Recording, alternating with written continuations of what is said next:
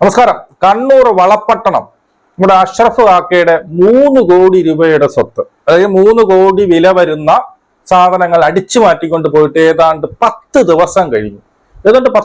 അതായത് 300 പവനും പിന്നെ 1 കോടി രൂപയും അടിച്ചുകൊണ്ട് പോയിട്ട് ഏതാണ്ട് 10 ദിവസമായി ഒരു തുമ്പും പോലീസിന് കിട്ടിയിട്ടില്ല എന്നുള്ളതാണ് ഇപ്പൊ കുറച്ചു മുമ്പേ വന്ന ഒരു വാർത്ത. നമ്മൾ ഇതിന്റെ അപ്ഡേറ്റ് നോക്കിക്കൊണ്ടിരിക്കുകയാണ്. അപ്പോൾ ന്യൂസ് 18 തോന്നുന്നു. ആ ന്യൂസ് 18 വന്ന ഒരു ന്യൂസിൽ 10 ദിവസത്തോളമായി ഇതുവരെക്കായിട്ടും ഒരു തുമ്പും കിട്ടിയിട്ടില്ല എന്ന് മാത്രമല്ല, ഞെട്ടിക്കുന്ന പല കാര്യങ്ങളും പറയുന്നുണ്ട് അതിനകത്ത്.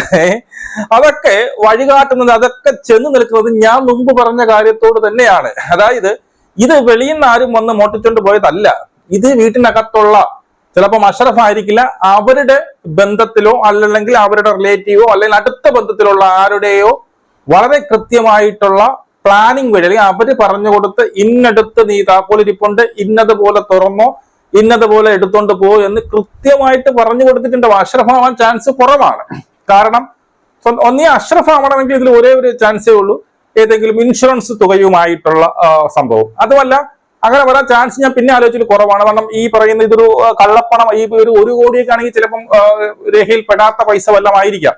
അപ്പൊ അങ്ങനെ മോഷണം പോയെങ്കിൽ അവർ പറയാനുള്ള ചാൻസ് വളരെ കുറവുമാണ്.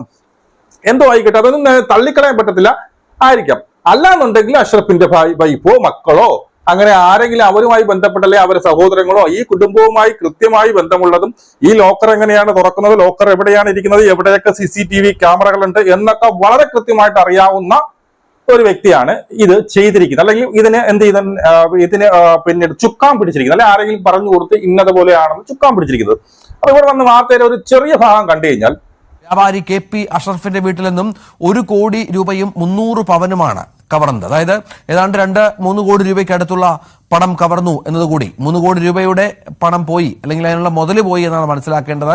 മോഷണം നടത്താൻ വീടിനകത്ത് കയറിയത് ഒരാൾ മാത്രമാണെന്ന് CCTV ദൃശ്യങ്ങളിൽ നിന്ന് പോലീസ് സ്ഥിരീകരിച്ചു. 40 മിനിറ്റിനുള്ളിൽ മോഷണം നടത്തി പ്രതി രക്ഷപ്പെട്ടെന്നും ദൃശ്യങ്ങളിൽ വ്യക്തമാണ്. പ്രത്യേക രീതിയിലുള്ള ലോക്കർ ചുരുങ്ങിയ സമയത്തിനുള്ളിൽ തുറക്കാനായതിലും ദുരൂഹതയുണ്ട്. ബംഗളൂരുവിൽ നിന്നാണ് ലോക്കർ വീട്ടിലെത്തിച്ചത്. അന്വേഷണം ബംഗളൂരുവിലേക്കും വ്യാപിപ്പിച്ചിട്ടുണ്ട്. ഈ വാർത്തയിൽ പറയുന്നത് എന്താ, വളരെ രസകരമാണ്. അതായത് ഞാൻ മുമ്പത്തെ വീഡിയോ പറഞ്ഞു, ഏതാണ്ട് 2 മണിക്കൂർ കൊണ്ട് ഈ കള്ളനകത്ത് കയറി ഈ പറയുന്ന 3 കോടി രൂപയുടെ സാധനം എടുത്തുകൊണ്ട് പോയി. പക്ഷെ ഇപ്പം പറയുന്നു 2 മണിക്കൂറും എടുത്തില്ല, വെറും 40 മിനിറ്റ് കൊണ്ട് ഈ പറയുന്ന അഷ്റഫ് കാക്കയുടെ വീടിനകത്ത് കയറുന്നു. ഇത്രയും ക്യാമറയും സന്നാഹങ്ങളും എല്ലാം ഉള്ള അഷ്റഫ് കാക്കയുടെ വീടിനകത്ത് കയറുന്നു. അവിടെ ചെന്ന് എന്ത് ചെയ്യുന്നുണ്ട്, 40 മിനിറ്റ് കൊണ്ട് എല്ലാം റെഡിയാക്കി പൈസയും കൊണ്ട് പോകുന്നു. അതും 4-5 പേര് ഗ്യാങ് ആയിട്ടുള്ള ഒറ്റയ്ക്ക്, ഒരുത്തൻ ഒറ്റയ്ക്ക് വന്ന് ഒരു വീടിനകത്ത് കയറി ഈ 300 പിന്നീട് പവനും ഈ പറഞ്ഞതുപോലെ 1 കോടി രൂപയും കൊണ്ടുപോകണമെങ്കിൽ വളരെ സിമ്പിൾ ആണ്. ഇത് ഒരിക്കലും ഒരു മോഷണ ഗ്യാങ് അല്ല, മോഷണ സംഘമല്ല. മോഷണ സംഘം വളരെ പ്ലാൻ ചെയ്ത് 3-4 പേര് കേട്ട വരുള്ളൂ. ഇത് ഒറ്റയ്ക്ക് ഒരാളാണ് ഇത് ചെയ്തിരിക്കുന്നത്. വളരെ കൃത്യമായിട്ട് 40 മിനിറ്റ് കൊണ്ടാണ്. ഈ 40 മിനിറ്റിൽ എന്ത് ചെയ്തു, ബാക്കിലുള്ള ഗ്രില്ലൊക്കെ പിന്നീട് എടുത്തു കളയാനൊക്കെ കുറച്ച് സമയം എടുത്തു. അല്ല, വീട്ടിനകത്ത് കയറിയിട്ട് 40 മിനിറ്റ് കൊണ്ട് പിന്നെ എന്ത് ചെയ്തു, ഇത് എടുത്തുകൊണ്ട് പോയെന്നാണ് പറയുന്നത്. മനസ്സിലായി? എന്നിട്ട് അവിടെ നിന്നില്ല, ഇവൻ 2ാമത്തെ ദിവസം വീണ്ടും ഈ വീട്ടിനകത്ത് കയറി 10 മിനിറ്റ് ചെലവഴിച്ചു. Very good.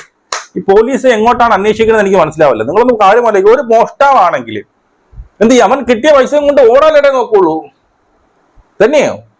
വേറെ എവിടെയെങ്കിലും അല്ലെങ്കിൽ ഇപ്പൊ മോഷണ സംഘമായിട്ട് അല്ലെങ്കിൽ പ്രൊഫഷണൽ ആയിട്ട് മോഷണം ചെയ്യുന്നവരായിക്കോട്ടെ, അവരെന്ത് ചെയ്യും, കിട്ടിയ പണവും കൊണ്ട് നേരെ സ്ഥലം വിടാനേ നോക്കുള്ളൂ. ഇത് അങ്ങനെയൊന്നും ചെയ്തില്ല. അവരെന്ത് ചെയ്തു, ഈ പണവും കൊണ്ട് വീട്ടിൽ വെച്ചിട്ട് തൊട്ടടുത്ത് എവിടെയുള്ളതാണ് വീട്ടിൽ കൊണ്ട് വെച്ചിട്ട് പിറ്റേ ദിവസം വീടിനകത്ത് കയറി. അവനറിയാം എന്നാണ് ഇത് വരിക, അല്ലെങ്കിൽ അവന് പറഞ്ഞു കൊടുക്കുന്നുണ്ട്, ഏട്ടാ ഞാൻ ഇന്ന് വരില്ല, ഏട്ടാ ചേട്ടൻ ഞാൻ ഇന്ന് വരില്ല, നമ്മൾ അടുത്ത ആഴ്ച വരത്തുള്ളൂ, ചേട്ടൻ എന്തെങ്കിലും തെളിവുകൾ അവിടെ ഉണ്ടെങ്കിൽ പോയെന്ന് മാച്ച് കള എന്ന് പറഞ്ഞിട്ടുണ്ടാവാം. മനസ്സിലായോ? അങ്ങനെ എന്തെങ്കിലും പൈസ കിട്ടി, ആരും അറിഞ്ഞില്ല. അവൻ നോക്കിയോ പണം കിട്ടി, എല്ലാം കിട്ടി, ഒറ്റ മനുഷ്യർ ഈ സാധനം അറിഞ്ഞിട്ടില്ല. അപ്പൊ എന്ത് ചെയ്യും, അവര് വരാൻ ഇനി 3-4 ദിവസം വരുമെന്ന് കൃത്യമായിട്ട് അറിയാൻ ചെയ്യും. നാളെയും കൂടി അതാ, പക്ഷെ എന്റെ വിരലടയാളോ എന്തെങ്കിലും ഉണ്ടെങ്കിൽ ഞാൻ അങ്ങ് മാറ്റി കളയാം എന്ന് കരുതി അവൻ കയറിയിട്ടുണ്ട്. 10 മിനിറ്റ് കൊണ്ട് അവൻ എന്തൊക്കെ പുറകെയൊക്കെ ചെയ്തു. എന്ത് ചെയ്തു, അവൻ അവിടെ നിന്ന് പോയി. അല്ലാതെ വേറെ ഒരു പ്രൊഫഷണൽ ആയിട്ടുള്ള ഒരു കള്ളനും 2ാമത്തെ ദിവസം വീണ്ടും അതിനകത്ത് കയറത്തില്ല. ഈ വീടിനകത്ത് വരെ എന്തുണ്ട്, ഈ പറയുന്ന ക്യാമറകളുണ്ട്.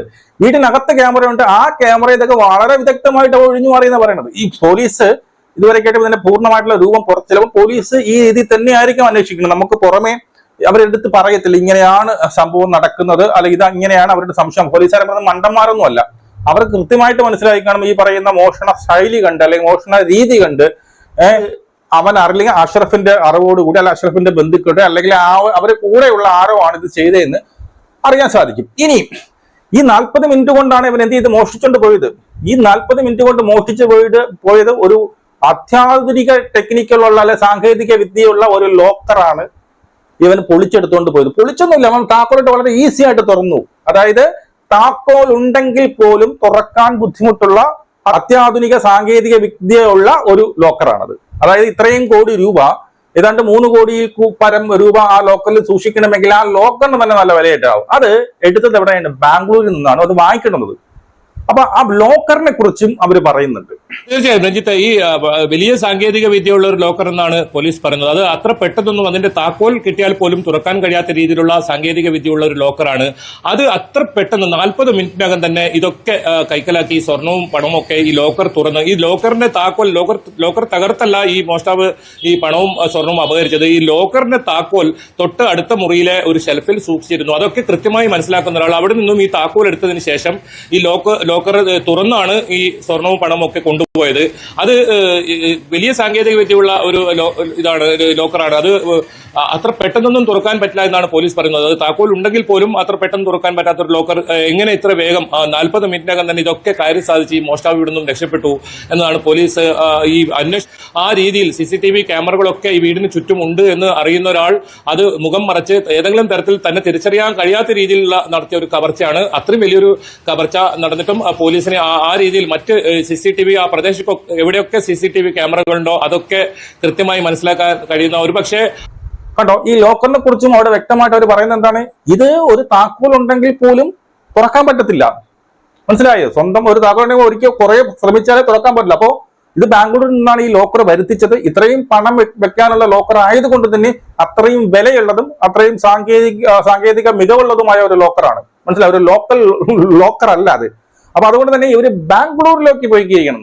അതായത് ഇത് കൊണ്ടുവന്നത് ഇതൊക്കെ ചിലപ്പോ ഈ പറയും പോലെ നമ്മളെയൊക്കെ തെറ്റിദ്ധരിപ്പിക്കാനോ അല്ലെങ്കിൽ ഈ കേട്ടുകൊണ്ടിരിക്കുന്ന കള്ളനായിക്കോട്ടെ അവനെ തെറ്റിദ്ധരിപ്പിക്കാനൊക്കെ ഇവർ ഇങ്ങനെയുള്ള ന്യൂസുകൾ അടിച്ചിറക്കും.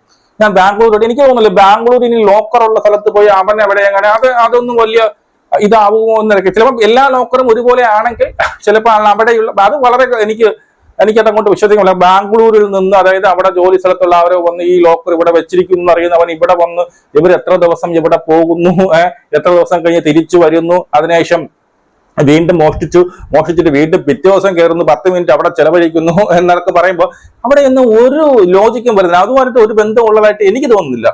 പ്രഥമ ദൃഷ്ടിയിൽ അങ്ങനെ ഒരു ബന്ധം ഇത് അവിടെ ഉള്ളവർ തന്നെയാണ്. അത് പോലീസുകാർക്കും കൃത്യമായിട്ട് അറിയാമെന്നുള്ളത്. ഇങ്ങനെയുള്ള ന്യൂസുകൾ പുറത്തു വരുന്നത് ചിലപ്പോൾ ഈ പറയുന്ന കണ്ടുകൊണ്ടിരിക്കുന്ന കള്ളനായിക്കോട്ടെ അവനെ മിസ്ലീഡ് ചെയ്യാൻ പറ്റും. അവനോട്ടല്ല വരുന്നത്. അല്ലെങ്കിൽ നിങ്ങളെ ഞാൻ എന്ത് ചെയ്തു, നിങ്ങളെ ആരെയും നമ്മൾ നോക്കുന്നില്ല, നമ്മൾ തിരക്കുന്നത് എവിടെയാണ്? നമ്മൾ ബാംഗ്ലൂര് ഈ പറയുന്ന ലോക്കറുമായി ബന്ധപ്പെട്ട് അവിടെയാണ് നമ്മുടെ തിരച്ചിൽ നടക്കുന്നത്. നിങ്ങൾ സേഫ് ആണ് എന്ന് ഇൻഡയറക്റ്റ് ആയിട്ടൊക്കെ അവർക്ക് കൊടുക്കുന്ന ഒരു സൂചന കൂടിയാവാം. അപ്പൊ എന്തായാലും ഇതിനെ 100% വളരെ സ്പഷ്ടമായിട്ട് മനസ്സിലാവുന്ന ഒരു കാര്യം, ഈ ഒരു സാധനം ഞാൻ വീണ്ടും പറയുന്നു, ഇത് വീട്ടുകാരുടെ അറിവോട് കൂടി തന്നെയാണ്. അതിപ്പം അഷ്റഫാണോ, അഷ്റഫിന്റെ വൈഫാണോ, മക്കളാണോ, അനിയനാണോ എന്നൊന്നും അറിയാം. അവിടെ ആരൊക്കെ ഉണ്ടെന്ന് നമുക്ക് ഇതിലേക്കിട്ട് അറിയാൻ സാധിച്ചിട്ടില്ല. അവരിലുള്ള ആരോപമാണ് വളരെ കൃത്യതയോടുകൂടി എങ്ങനെ കയറണം, എവിടെയൊക്കെ ഈ പറയുന്ന ക്യാമറകളുണ്ട്, ഈ താക്കോൽ എവിടെ ഇരിക്കുന്നു, അവിടെ നിന്ന് എങ്ങനെ എടുക്കണം, എങ്ങനെ തുറക്കണം, ഇതും കൊണ്ട് പണവും കൊണ്ട് എവിടെ പോകണം എന്നൊക്കെ വളരെ സ്പഷ്ടമായി പറഞ്ഞു കൊടുത്ത വീടുമായി നല്ല അടുപ്പമുള്ള ഒരാൾ തന്നെയാണ് ഇത് മോഷ്ടിച്ചിരിക്കുക, ഇത് തട്ടിക്കൊണ്ട് പോയത്. ഇത് ഉടനെ എനിക്കൊന്നും ഒരു 10-15 ദിവസത്തിനകത്ത് ഇത് ആരെന്നുള്ളത് പുറത്തു വരുമെന്നാണ് ഞാൻ മനസ്സിലാക്കുന്നത്. നിങ്ങളുടെ അഭിപ്രായം നിങ്ങൾ കമന്റായി രേഖപ്പെടുത്തു. നമുക്ക് വീണ്ടും കാണാം. ശരി.